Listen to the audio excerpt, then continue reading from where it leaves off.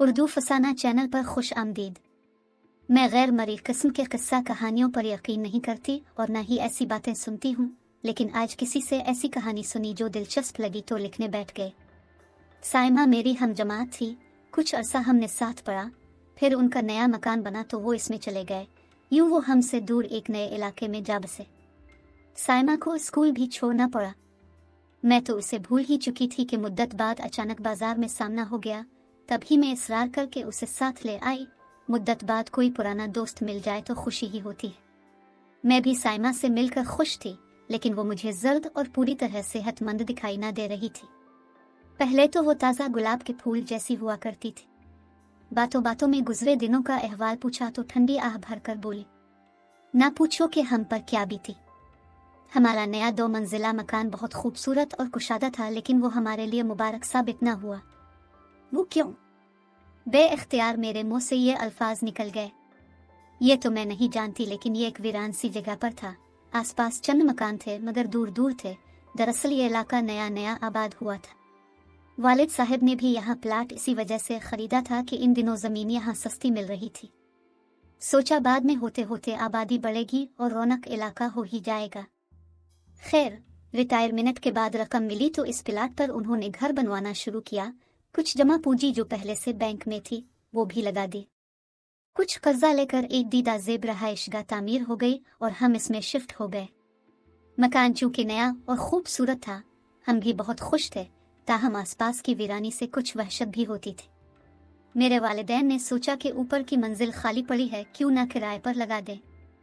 आमदनी होगी और रौनक भी हो जाएगी। जल्द ही 1-2 पार्टियां आ गई, लेकिन अफराद ज्यादा होने के सबब वालिद साहब ने उनको घर किराए पर देने से इनकार कर दिया। हफ्ता गुजर गया, कोई ना आया। एक रोज फिर दरवाजा बजा। एक औरत 2 बच्चों के हमरा दरवाजे पर खड़ी थी। वालिदा ने पूछा, क्यों आई हो? बोली, मैं किराए के लिए मकान ढूंढ रही थी। आपके घर पर लगे बोर्ड पर नजर पड़ गई, सोचा मालूम कर लूं। अम्मा ने कहा, अंदर आ जाओ।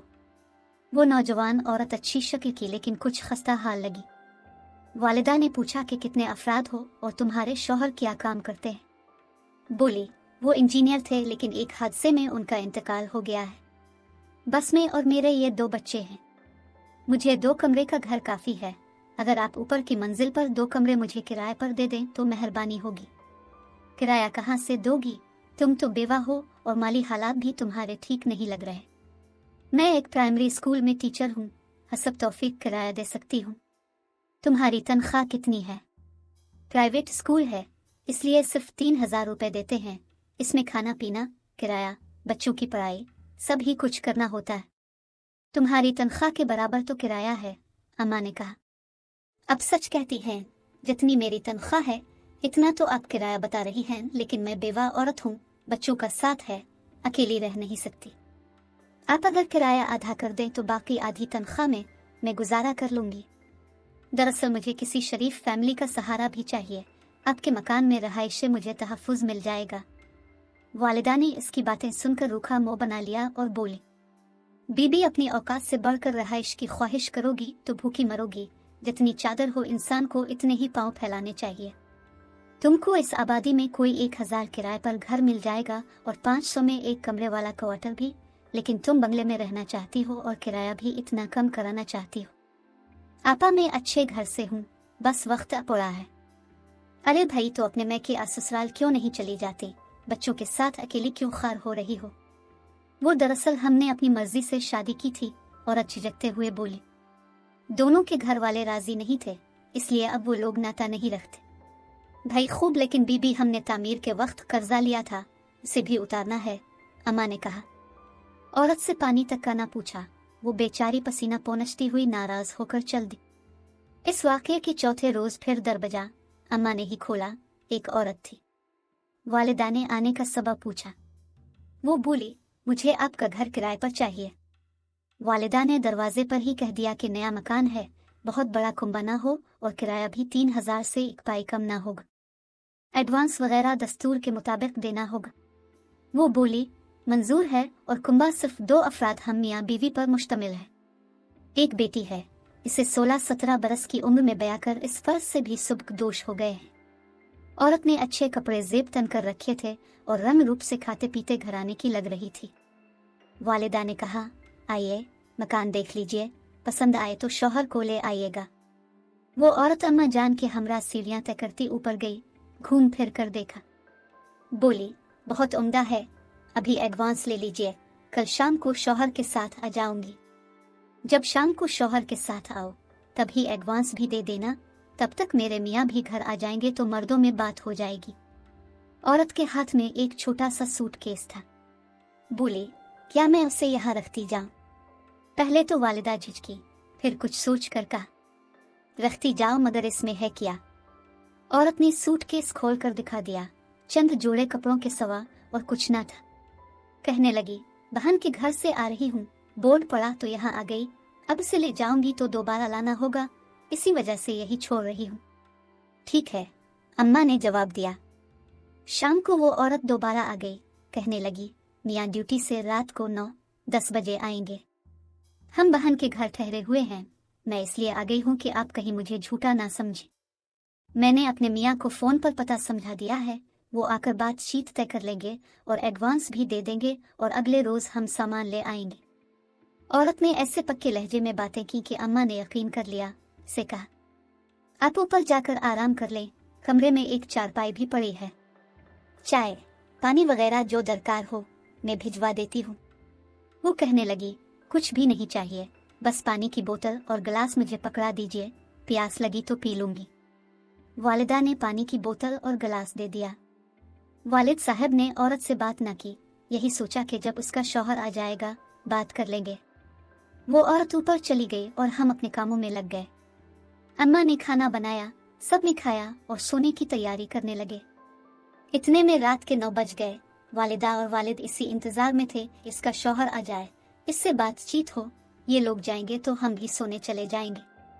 रात के 10 बज गए। हम बहन भाई सोने को लेट गए, मगर वो शख्स ना आया जिसका इंतजार था।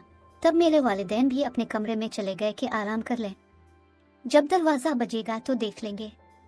इसी वक्त वो औरत नीचे आ गई, कहने लगी, मुआफी चाहती हूँ, मेरे शौहर जिस फैक्ट्री में मैनेजर हैं वो यहाँ से काफी दूर है, उनको आने में देर हो गई है, रात का वक्त है, अकेली वापस नहीं जा सकती, बुरा ना माने तो कुछ और इंतजार कर लीजिए, ना आ सके तो यही सो जाऊंगी, वो सुबह तो आ ही जाएंगी। अम्मा बोली, ठीक है, बच्चों वाला घर है, तुमको फिक्र करने की जरूरत नहीं, तुम्हारे शौहर आ गए तो तुम्हें उठा देंगे। खुदा जाने इस औरत में क्या कशिश थी कि मेरी माँ इस पर मेहरबान होती गई और इसे रात को सोने की इजाजत भी दे दी। अभी घंटा भी न गुजरा था कि ऊपर से आवाजें आने लगी। बाबा सोने को लेटे ही थे, उठकर ऊपर गए। अभी वो आखिरी सीढ़ी पर पहुंचे थे कि उनको बातों की आवाजें आने लगी। हैरान हुए कि कब दर बजा, कब किसने दरवाजा खोला और इस औरत का शौहर ऊपर चला गया। सीढ़ी पर किसी के कदमों की चाप भी सुनाई ना दी। वालिद साहब हमेशा अलमारी में पिस्तौल रखते थे, वो ऊपर न गए, वापस पलटे, कमरे में आकर अलमारी से पिस्तौल निकाला और फिर ऊपर गए। उन्होंने जूं ही ऊपर की आखिरी सीढ़ी पर कदम रखा, इस औरत की इत्मीनान भरी आवाज सुनाई दी, ठहरो। इसके लहजे और वहां के मंजर में न जाने क्या बात थी कि वालिद साहब के हाथ से पिस्तौल गिर गया और वो भागते और चिल्लाते हुए नीचे आए। वो कह रहे थे, भागो, इस पर तो जिन है। बाबा दलेर और किसी से न डरने वाले आदमी थे।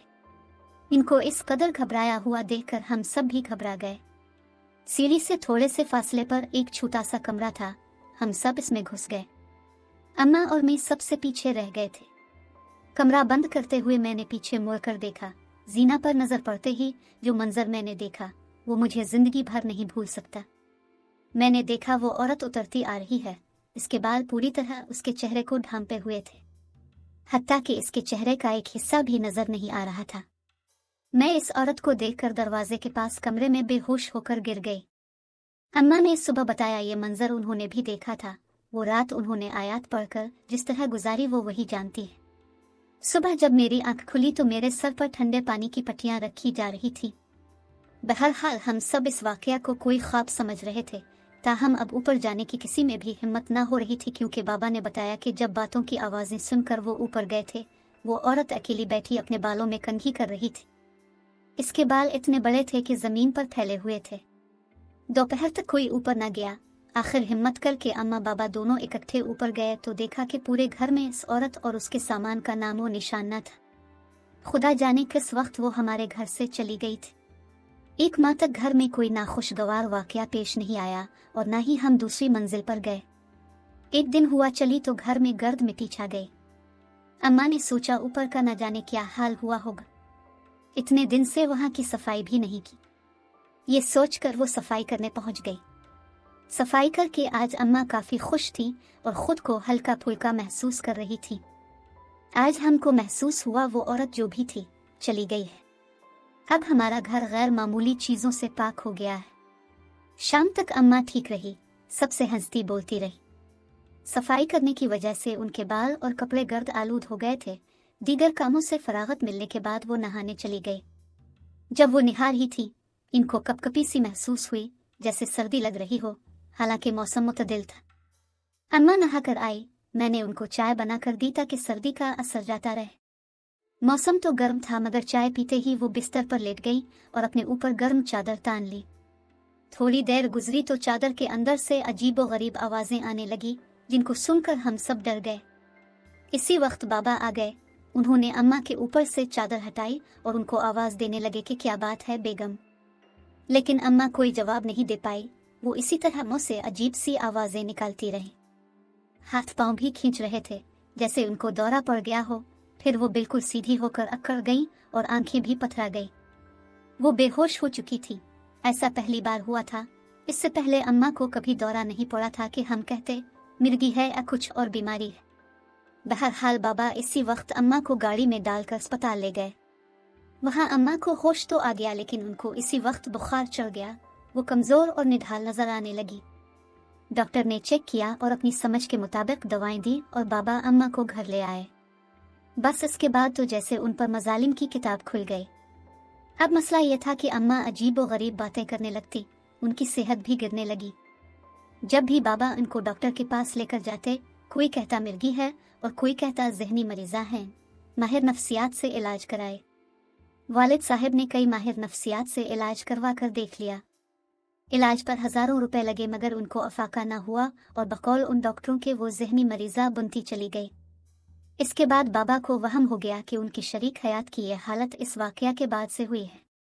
बाबा ने अगर वो मंजर अपनी आंखों से ना देखा होता तो वो कभी किसी बात का बुरा ना मानते और ना सुनते, बल्कि हर एक को चुप कराकर यही कह देते कि यह तुम्हारा वहम है। अम्मा की बीमारी के बाद उन्होंने मकान की फरोख्त के लिए भाग दौड़ शुरू कर दी और बिलाखिर मकान औने पौने बिक गया, क्योंकि वालिद साहब को घर बेचने की बहुत जल्दी थी और वो अम्मा की बीमारी का सबब घर को समझते थे। उनके ख्याल में मकान आसिब ज़दा हो गया था, हालांकि मेरी वालिदा बीमारी के बावजूद हरगज़ मकान को फरोख्त करने के हक में न थी। वालिद साहब ने ये शानदार मकान फरोख्त करके एक दूसरे इलाके में मामूली सा घर खरीद लिया और इसमें चले गए। लेकिन अम्मा की तबीयत यहाँ भी संभल ना सकी और वो तेजी से जहनी मरीजा बनती गई। बात यहाँ तक पहुँच गई कि उनको अस्पताल में दाखिल करवाना पड़ा। अम्मा का रूहानी इलाज भी हुआ, दम, दुरूद, नजराने। फिर ये फैसला हुआ कि आमिलों के चक्कर में पड़ने से बेहतर है कि डॉक्टरी इलाज ही करवाया जाए। अम्मा की हालत ये थी कि उन्होंने खाना पीना, कपड़े बदलना, घर से बाहर निकलना, गरज तमाम काम तर्क कर दिए थे। हर वक्त सर पर पट्टी बांधकर और शलवार के पाइंचे ऊपर रखती कि जमीन से लगे तो नापाक हो जाएंगे। हर वक्त गुस्से में रहती थी। बाबा से उनको सख्त नफरत हो गई थी। दीवार पर उनको शक्लें नजर आती थी। मेरे भाई की शादी ताया की बेटी से होना थी। इन दिनों अम्मा नॉर्मल ना थी तो उनकी शादी वालिदा से छुपा कर करना पड़े। ये मकान वालिद ने अम्मा के नाम से लिया था। हमारे एक मामू के पास रहने का ठिकाना न था, जिसको अम्मा बहुत याद करती थी। वालिद बीवी के मजबूर करने पर मामू को घर ले आए। उन्होंने ये ना सोचा कि बहन बीमार और जहनी मरीजा है, बजाय प्यार देने के वो उनको तंग करने और रुपयों का तकाजा करने लगे। अम्मा ने कई बार पैसे दिए और बाबा ने रहने का ठिकाना दिया। वालिदा ने अब की बार रकम देने के बाद आखिर गुस्सा किया कि इतने पैसे कहाँ करते हो। वालिदा उन पर चलाने लगी। मामू ने चप्पल उठाई और बड़ी बहन को मारने लगे। अम्मा की तबीयत बहुत बिगड़ गई। ये मंजर हमसे ना देखा गया। बाबा फौरन अम्मा को अस्पताल ले गए, जहां उनको एडमिट कर लिया गया। वहां उनको इलेक्ट्रिक शॉक लगते थे। ये मंजर बहुत तकलीफ दे होता था। हम जब अस्पताल से आते खून के आंसू रोते और सजदे में गिरकर खुदा से दुआएं करते। आखिर दुआएं असर करती हैं। रफ्ता रफ्ता मेरी माँ ठीक होने लगी। उल्टी सीधी बातें भी कम करती थी, बस हर वक्त खामोश रहती थी। उनके इलाज पर बाबा के लाखों रुपए लग गए। मामू हमारे घर से चले गए थे। 8 साल बाद एक रोज़ मेरे वालिद ने मामू को मस्जिद के बाहर बहुत ख़राब हालत में देखा तो तमाम नाराज़ी भुलाकर उनको घर ले आए। इसके बाद हम पर अम्मा की बीमारी की सूरत में मुश्किलात बढ़ती गई। इतने चाव से जो मकान मेरे वालिद ने बनवाया वो भी गया और रकम भी बीमारी पर लगी।